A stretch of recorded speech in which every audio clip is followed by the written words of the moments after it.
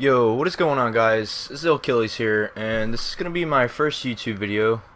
I just got my game capture yesterday, and I just felt like I should do a good old tank review, just because I feel like the Xbox YouTube community doesn't do enough of these. So my first review is gonna be on the Batchat. Everybody knows the Batchat. It's the notorious assassin slash light tank slash kind of game saver, because this tank is the game saver if you can stay alive to the late game and don't waste your ammo. But let's get right into it. Let's just take a quick look at the armor values, and as you can see, it's French, so obviously it's not going to have a ton of armor. 60 in the front, 40 in the side, 30 at the rear, and the turrets 50, 30, and 15 front, side, the back. Let's take a quick look at the modules. Got a 720 horsepower engine, which is quite good for how light this tank is, giving you the ability to get up to a top speed of 65, and it's kind of deceiving because you can well surpass that if you're going downhill. Well, most tanks you can surpass whatever speed limit they give you, and one of the problems that people have with the Batchat is that it's not as maneuverable as some of the other tier 10 mediums, namely something like the Object 430 or any of the other Russian mediums. As you can see, it has a chassis rotation of 52 degrees a second, and the Batchat's only 42. But I mean, if they really gave it a super good chassis rotation, I feel like it would kind of be a little bit OP when performing the Circle of Death on TDs and other tanks. So I don't know. It's. I feel like that's one of the balancing factors with this tank. If you have any idea what you're doing, you should be running optics on a tier 10 medium. That, along with the vision perks that I have on my crew member. Got where's recon and situational awareness, and they stack with that, so it increases it to about 440 something. I think 445 I think is the max.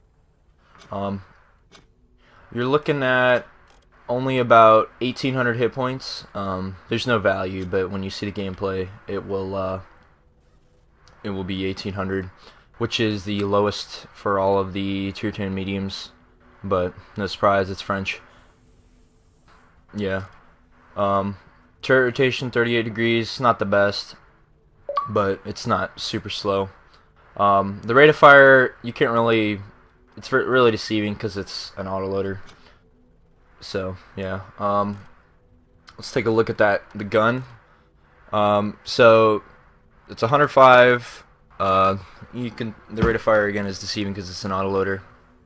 You got about 259 pen, which is not the highest of all the tier 10 mediums. Most of the standard 105 guns have 268 millimeters penetration, but guns like this one and the STB having 248, which is extremely low for a tier 10 medium, and tanks like the AMX 30B, which we don't have in the game yet, have 260 pen. But your typical 105 tier 10 Russian or medium gun, 390 alpha, you get 330 pen with heat.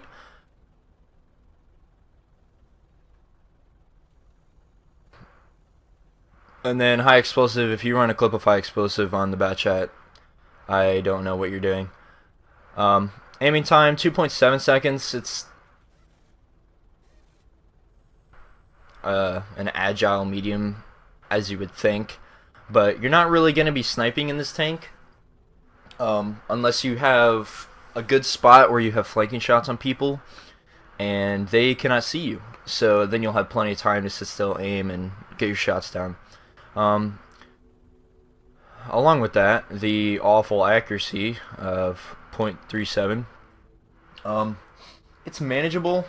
I mean, I never really have any problems with this thing unless I'm aiming for weak spots at over 300 meters plus, which, I mean, you only really should be shooting 300 meters plus if you have like the sides or rear of them. So, I mean, that doesn't really play much of a factor unless you're caught out in the open with a huge tank staring at you from more than 300 meters away, which I don't know why you would be staring at something. But that's the gun. It has, well, with my setup, usually I run food with my Batchat. Just because having a good crew and getting all of the crew perks, such as Brothers in Arms, which you can see there, I have trained, along with, I don't use vents on this because optics is better, and the gun link drive just to help that aim time a little bit. I know vents is probably a better idea, but I just like having the better gun handling. So that's pretty much the tank. There's a couple more things I want to talk about before we get into the gameplays. So there's an app that you can get on your phone. It's called the WoT Tank Inspector, and it's free.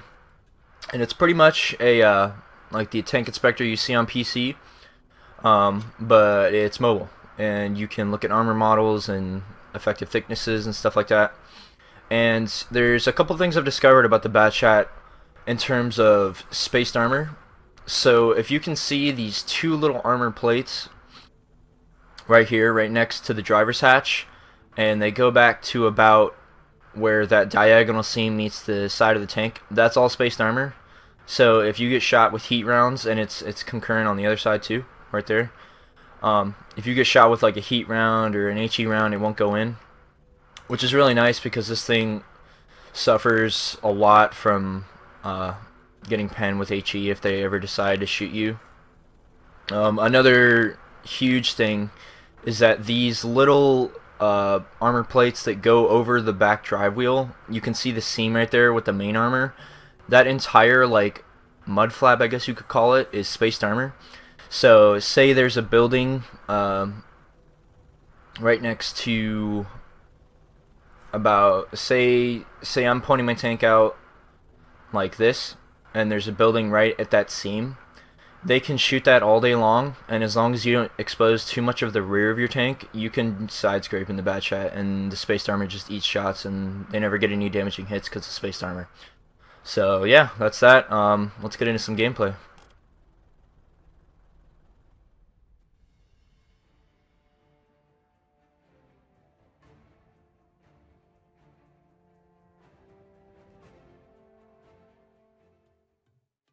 Ooh, good map.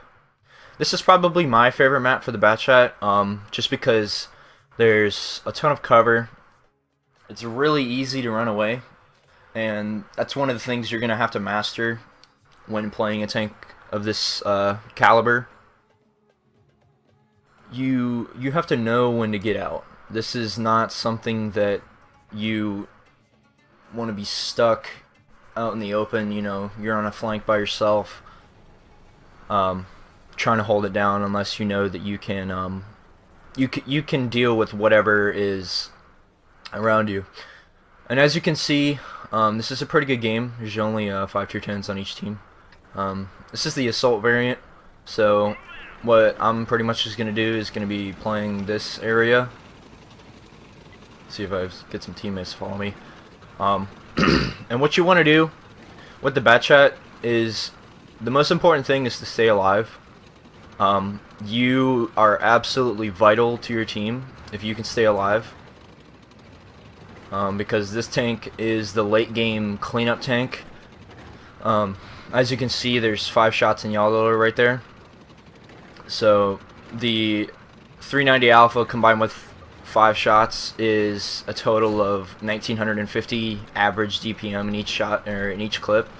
So that's pretty much a tier 10 medium or any tier 9 tank, excluding like the Tortoise, unless you get a high rolls with each shot, because you can have a clip potential of 2000 if you get good damage rolls.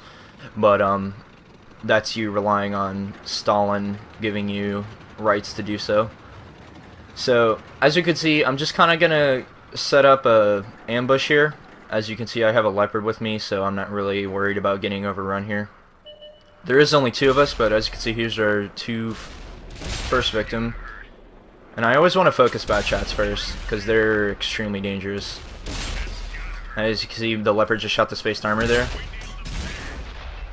And oh, that was bad RNG. Now we're just pretty much gonna run away, unless I get killed by artillery. This Leopard's gonna chase me down, probably get 1 enemy, and 13 enemies gonna hit me.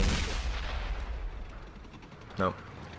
And the ammo rack is located on the, if you can see the sleeping bags on the back of the hole there, that's where the ammo rack is, so if you get shot there, it's not gonna be good. Pretty bad start, health pool wise. I thought I didn't know the Leopard was just gonna throw away all his health like that. So pretty much just gonna wait for the team to take some hits for me, and just gonna look for some spots where I can pick and choose what I shoot at.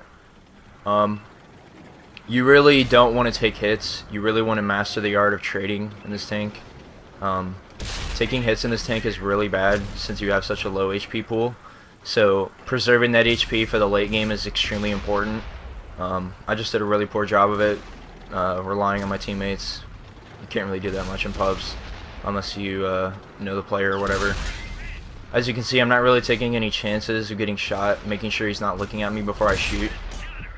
And as you can see, the clip potential here is extremely large. I'm doing a live comm, go away.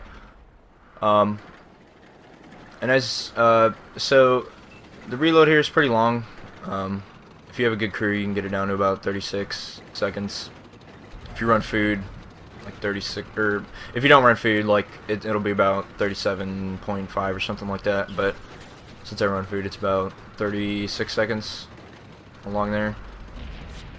So pretty much when you're reloading, you want to know that you can keep your distance between the reds, and hopefully you can have some teammates in between, so you have a safety blanket, so they won't, you know, pull some stupid aggressive move and YOLO you and you're dead in one of the most important tanks for the late game.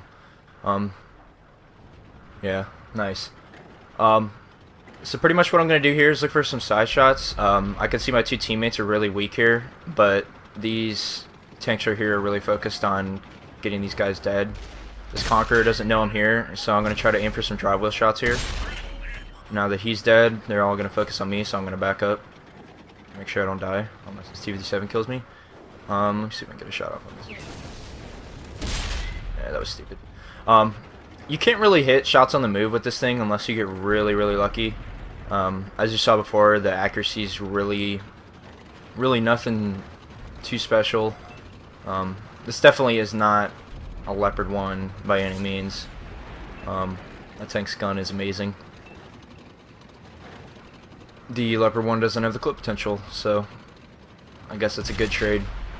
And as you can see the less than amazing hull traverse here while turning. Something like a Leopard 1 would turn on a dime. The Batchat suffers when you're trying to circle something that has a decent hull traverse speed. So you're going to want to make sure that you have a wide enough space to make the circle around them, because you don't want to get caught dead in the water trying to circle someone, but you're in too small of a corridor and you can't get the circle completely around them. So if you're like going around something like a huge TD, but they're able to, you know, squeeze you against a wall and turn, that's not good. So basically what I'm doing here is I'm trying to keep my distance, and as you can see the number there, 460 something around there meters. These guys can't see me when I'm shooting, and this is the time when you're gonna want to snipe in the Batchat. This is pretty much the only time. None of these guys can see me. None of them are looking at me. And as you can see, I just got lit there by the TD. I'm probably gonna die by him. Nope. Probably one of the other heavy tanks over there though. Alright, I'm not lit anymore. Team's not looking too good. They pushed us back pretty far into our base, and turtling in the base is never a good idea for winning a game. Probably gonna die here. Oh man, I'm getting really lucky. But this hasn't been too bad of a game. As you can see, I've got 14 damaging shots right there. This will probably be about a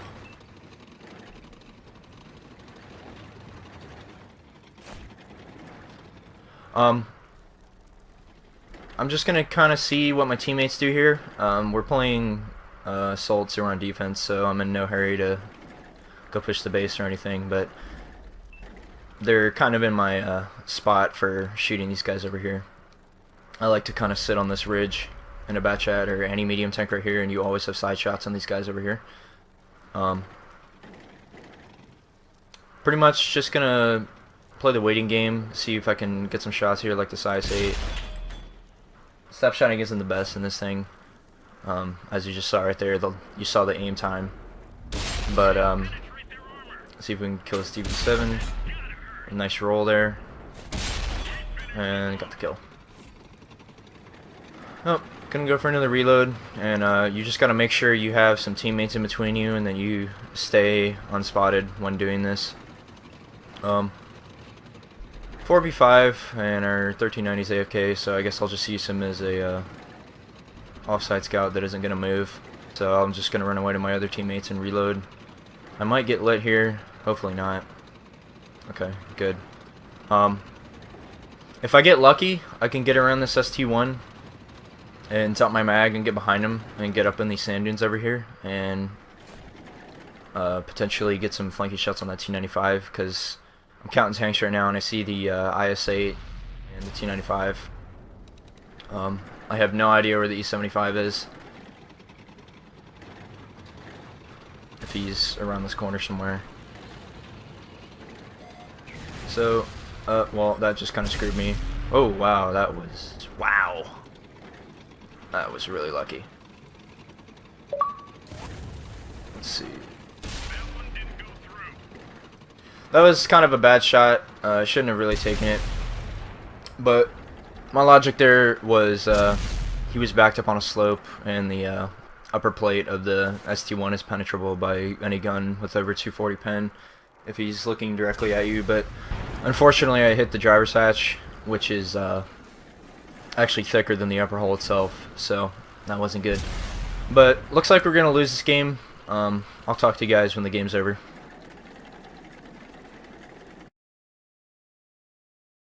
Alright, so as you guys can see, we had a pretty good game in the end. A lot better than I expected with the team setup we had. A couple things to take away from that. As you saw in the beginning of the game, when I lost pretty much all of my health to the autoloaders and that Leopard, that kind of cost us in the end. If I would have been able to maybe preserve, or maybe only take about 800 points of damage there, I still would have had some health to take some hits from that, maybe one hit from that ST1, and then I could clip him out. But you know, that's the kind of things you got to be thinking about. The late game is huge. As you saw, I didn't take any hits after that little spiel up top at the beginning.